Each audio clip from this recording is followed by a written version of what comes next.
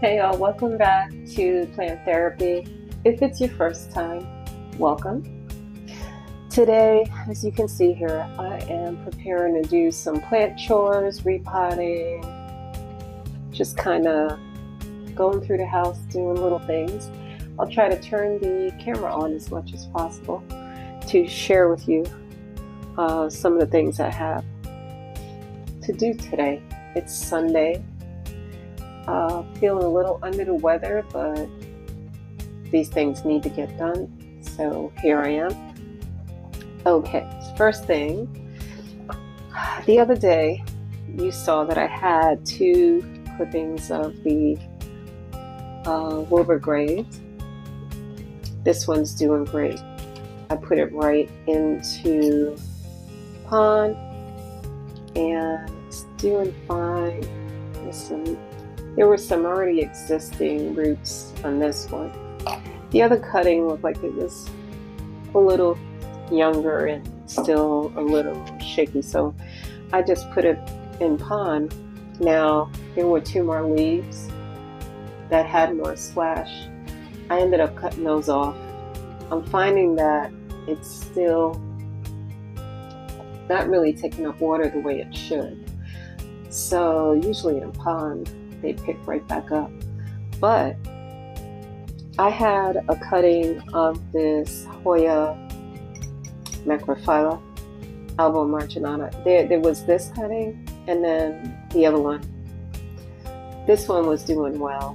This one was a little shaky, kind of soft to touch. So I didn't even know if it was going to make it, but I put it in here. And I don't know if you can see the little roots and stuff that are growing already. And I don't know if you watched that video. It wasn't that long ago that I put these in here to try to grow a new plant, but decided to just go ahead and put it in the potting medium that I was going to keep it in, which is pond, instead of transitioning from one thing to the other. But transitioning from fluval stratum, which is this stuff, to pond is pretty much the same type of watering method, right? The water sits in there, just draws up, it wicks up what's needed to the roots. And it's very airy, so the roots usually grow pretty quickly. Well, anyway, this is doing so much better and it's firming up where I thought I was going to lose that cutting altogether. So here's my thought process. Before I lose this, I don't want to lose it, obviously. I'm going to go ahead and put it right in pond and pray. Pray that it takes. So that's what I'm doing here. And I like these little shot cups. They work really well for these tiny cuttings. Let them grow in a small little pot and I can see what's going on with the roots. And I did take a peek at these roots earlier. I mean, they're fine little roots. Not much yet. There we go. Hope you can see that. I mean, I don't know. The stem isn't soft. I was checking on that to make sure that the stem wasn't rotting. So we'll see. Today is Sunday the 10th of September. And I'm going to give it a little bit. I'll water this in a few and keep a close eye on it. And there she is. So hopefully this will take. All right, one test. Let's put you over there. Let's put this over there. And let's take the little tag and place it in here. Sorry. Couldn't see that, huh? Alright, so these guys, I'm trying to keep some kind of order here so I know what I'm doing and don't get overwhelmed. Alright, so I got this black cherry pink princess. Bought this little cutting May 1st and she's still alive. not looking the greatest, but I need to put her in something where she's rooted in here in the fluval stratum. She's rooted decently there. So what I want to do is put her in pond and see how she does with that transition as well. So be right back. Okay. So I'm back. I just wanted to get something to put this. Maybe I'll just wiggle her out of here. Hopefully not damage anything in the process. Come on, maybe.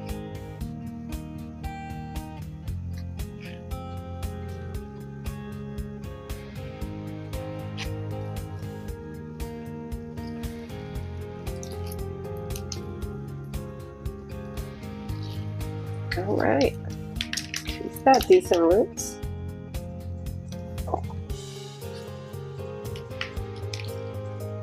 You see that? I want to keep the fluval, sterilize it, and then try to use it as many times as possible before it starts to break down on me. Stuff is expensive. So yeah, you could see the stratum is a little attached to the roots. I'm not really too worried about that.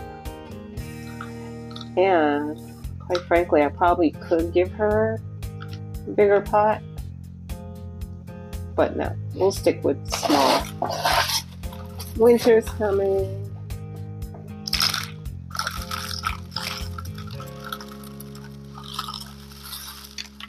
Meaning that I tend to overwater.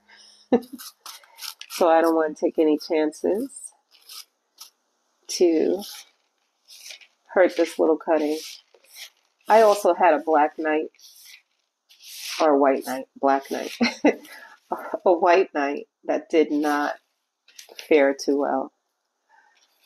I ended up tossing that cutting today. It didn't make it. So this one, the leaves just look like blue, kind of ugly. So I'm going to give it a chance. We'll see. And there she is in her new little space. We'll water her after as well. So, I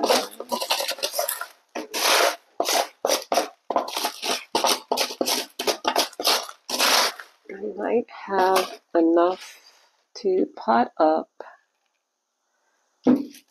This has been in water for a while. This is a Hoya carnosa. It's actually a white princess, but reverted leaves. Correction. It is a crimson princess. So I had these cuttings for a while in water. As you can see, look at these roots.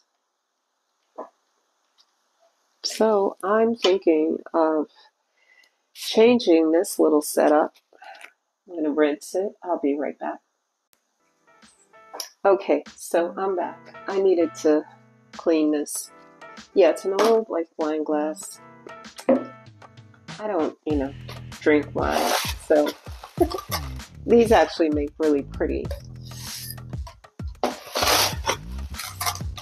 containers for my pot, for my plants. So we're going to go ahead and put this back in here. Cover it with pond. I hope I don't sound too nasal with that.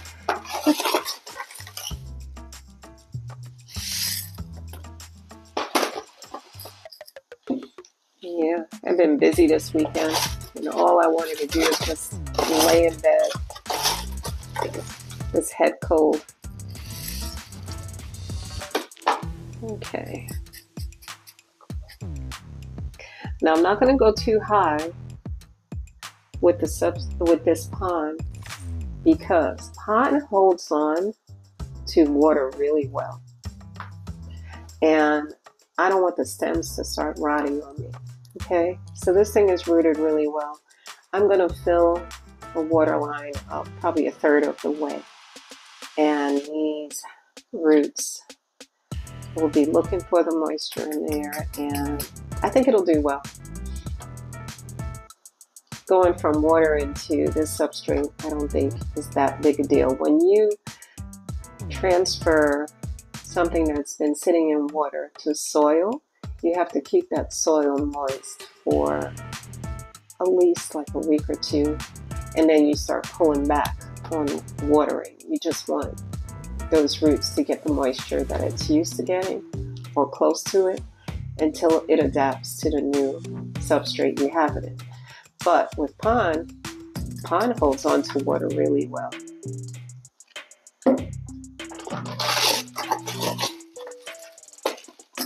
I think that's enough. Okay. Hey, I'm getting through these chores pretty quickly. Okay, so this is a new addition. I'm going to bring you in a little closer. Okay, you can evaluate this plant with me. Let's adjust this. Bear with me, sorry guys. Okay, so here we go. This is, no, I don't like the way that leaf is looking, or that one. Oof. Okay, so anyway, this is caudata, hoya caudata. I think I'm saying it the right way. I got this from Canopy Plant Co. First time ordering from them. I got this in a potsii. The potsii is not doing that great.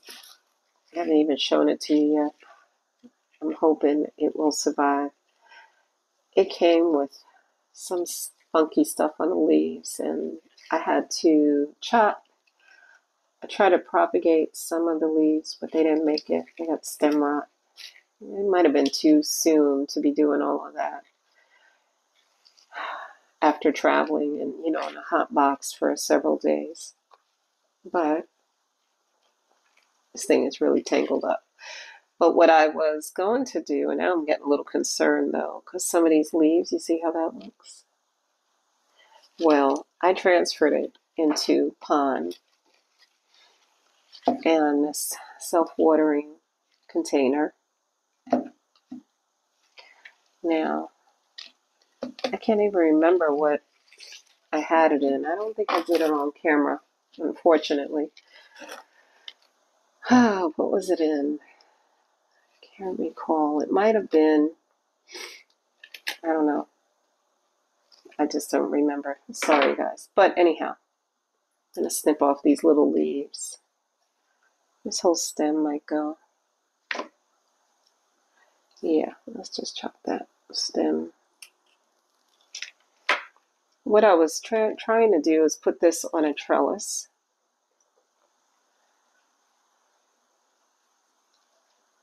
That was the plan. Okay, let me put this aside for now. I want to evaluate, see how this thing is really doing first. Because up until today, I didn't notice I was losing any of the leaves. I probably should have waited to transfer it into pond, but I didn't. So it's too late now. I did it. So now here, this is my Hoya Sunrise. Got this in last year. It's grown quite a bit, and look, now that I have a cute little peduncle right there. Hope that's focused for you. Get this light shining in my face. I can't really see. But what I want to do for this one is just give it another trellis on this side. I'm going to crisscross the trellises. Can you see that? So I have another trellis here. And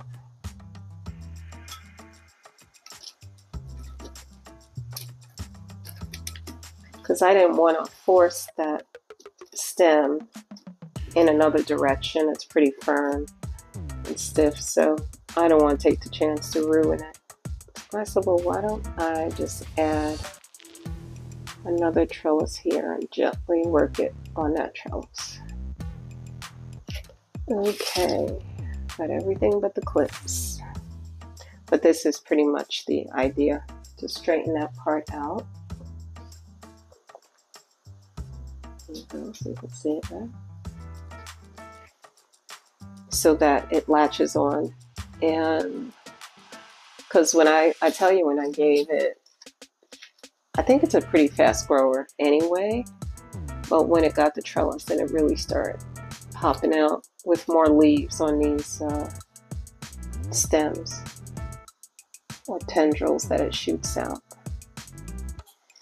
Getting a little bit of sun stressing here, not much.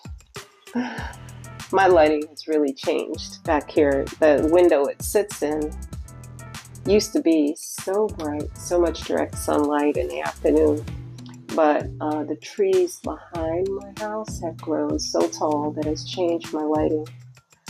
So it's been interesting in that sense. But yeah, I noticed this peduncle the other day, made me very happy. Where'd it go now? There it is. So I don't know if it's gonna bloom for me. I sure hope so.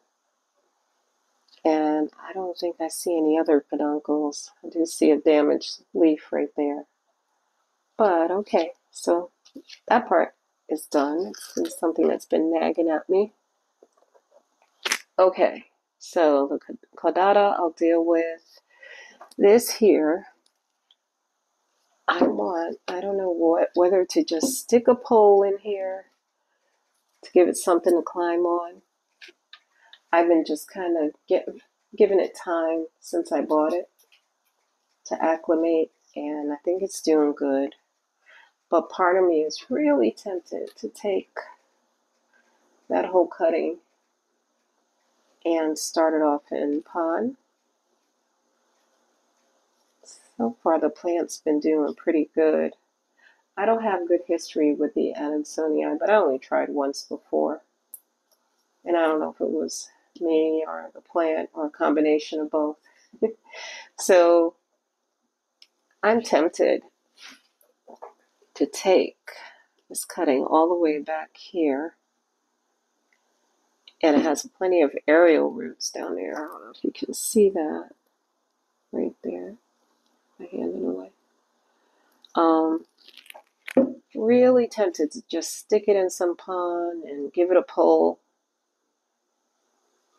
and see what happens. There's this long part here though.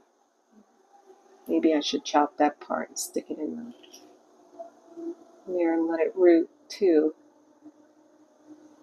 Yeah, because I don't want a bare stem. I want it to be able to kick out some leaves for me. So let's go ahead and do it. I'm usually chicken to chop a plant that's looking good. But you know what? Let's just do it. Here we go. And I figure, here it is. What can happen? What's the worst that can happen? It doesn't work, but it'll stimulate some more growth. And what I might do is just stick a pole in here. There's also this other one here. The stem here has plenty of aerial roots. So yeah, I definitely want to give it a pull though, because these leaves are beautiful and I don't like to see them get bigger. So we'll see about the rest of that. But yeah, I think I'm going to start this one in pond and give it a pole to grow on. Okay. So that's the plan for that. I'm also going to take some other cuttings. Let me show you this. I'll be right back. Okay, so here I am again. Been a little busy off camera. Okay, so here's what I decided to do. Instead of, I took the cutting and I clipped them on with orchid clips to this plastic moss pole. Forget what they call these. But I'm going to, instead of pond, It's going. I don't know if you can see that. There's some leca in there. I forgot that I had leca. I was waiting on the general hydroponic, what do you call that, fertilizer to come in, and I have it now. So I'm going to root these right in here, see how they take. I put a little bit of sphagnum in there, but I'm going to fill it up after the fact. I just wanted to clip it on. I'm not going to totally clip this part up because there are new leaves coming. I don't know if they'll still make it. This is a new leaf unfurling right here. You can see. So, yeah, I fit this in here. I was trying to put it in a different container, but it was a little too narrow. This one's still a little narrow. So eventually when I flush this, I might switch it to something a little wider. This here can be an issue, but we'll see. For now, I'm just going to continue to fill the leca in here and even in the pole. I want to try to use less moss in the future. I have what do you call that? Cocoa chunks that I don't feel like going and breaking off some of that and putting it in the pole. But in the future, I'm going to try the cocoa chunk and leca combination and see how the roots like that. I just don't like moss. It's messy. It's a pain. So anyway, so that's what I decided to do with this. I'll continue filling that up off camera. And this one here, I cut off a stem and it's sitting in water right now. Bring it in a little closer so you can see her better. So yeah, I worked this one on one of these bamboo poles. I don't know. It's such a thin leaf hoya, not one that I'm used to. It's slowly growing on me. Very slowly. I wasn't sure if I really liked it, but these little jagged edges, it's kind of an interesting leaf. See if it gets sun stressed. So I tried to loop some of the stems around, you know, to the top there. If you can see that. Can you see that? Yeah, so we'll see how this works out. There's a little part that was kind of limp and flimsy there. I'm going to water the pot better. You know, I know it has a little wick, but maybe I need to wet the pond a bit. I don't know. It's still transitioning. Probably shouldn't have repotted it right away. But sometimes you just have to experiment and see what happens. I don't know what possessed me to do that at the time. I can't remember what it was potted in. Well, but whatever. It is what it is. So that is it. I think it's all that I wanted to do. I got another bamboo pole and clipped that on there. So it's nice and neat, and it could sit on the windowsill with the other trellised hoyas. I got to find a better situation when the weather gets colder. I'm going to take them off that windowsill. But yeah, so I think for now, that's all I have for you. I may start the camera up. I have to go upstairs to the plant room. Lots to do up there. I've had quite an outbreak of spider mites. So I'm dealing with that, but I'm not freaking out. I'm learning to live with them and deal with them. So maybe I'll start the camera up again.